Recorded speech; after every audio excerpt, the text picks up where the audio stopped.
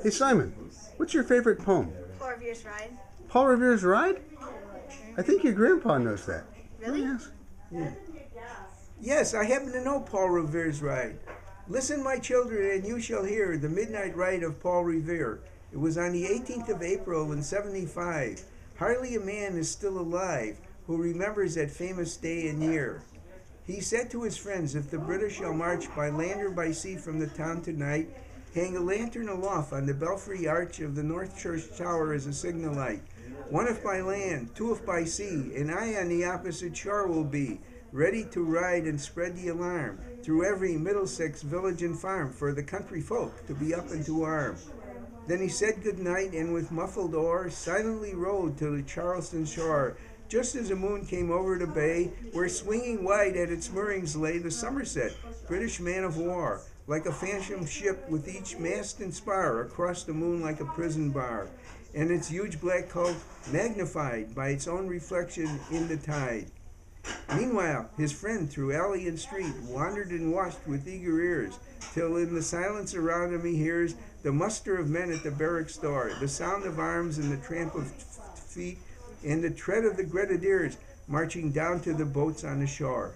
Then he climbed the tower of the Old North Church by the wooden stairs with a stealthy tread to the belfry chambers overhead, and startled the pigeons on their perch, which round him made masses and moving shapes of shade, by a trembling ladder, steep and tall, to the highest window on the wall, where he paused for a moment to look down on the roofs of the town and the moonlight flowing over all.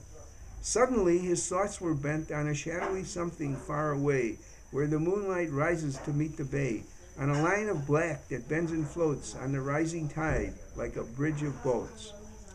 Meanwhile, anxious to ride, booted and spurred and with heavy stride, on the opposite shore walked Paul Revere. Now he patted his horse's side, now he looked at the landscape far and near, then impetuous kicked the earth and turned and tightened his saddle girth. But mostly he looked with eager search on the belfry chamber of the Old North Church as it rose above the graves on the hill, lonely and spectral and somber and still. And lo, as he looked at the belfry's height, suddenly a glimpse and then a glimmer of light. He springs to his saddle and his bridle he turns. He looks and gazes until full in his sight a second lamp in the belfry burns. A shape in the moonlight, a bulk in the dark, and beneath from the pebbles and passing the spark, all struck out by his steed, flying furious and fleet. That was all, yet through the gloom and the light, the fate of a nation was riding that night, and the sparks struck out by the steed in its flight kindled the land into flame with its heat.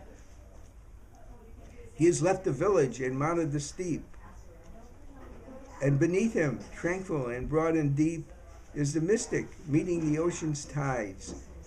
Now under the alders that skirt its edge, now soft in the stand, now hard on the ledge, is the tramp of the steed as he rides.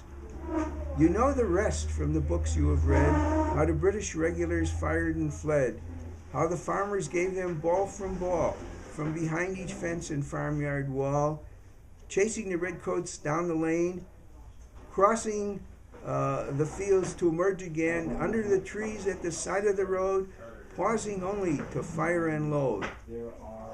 So through the night rode Paul Revere, and strode through the night went his cry of alarm to every Middlesex village and farm, a cry of defiance and not of fear. For born on the night winds of the past, throughout our history to the last, when ever in darkness and peril and need, the nation will waken to listen and hear the hurrying hoofbeats of the steed and the midnight message of Paul Revere. Not bad. Not bad for an 85-year-old. Grandpa. Yeah. You like it, Simon? As soon as we move. Sam, can you do that? No, I forgot to go.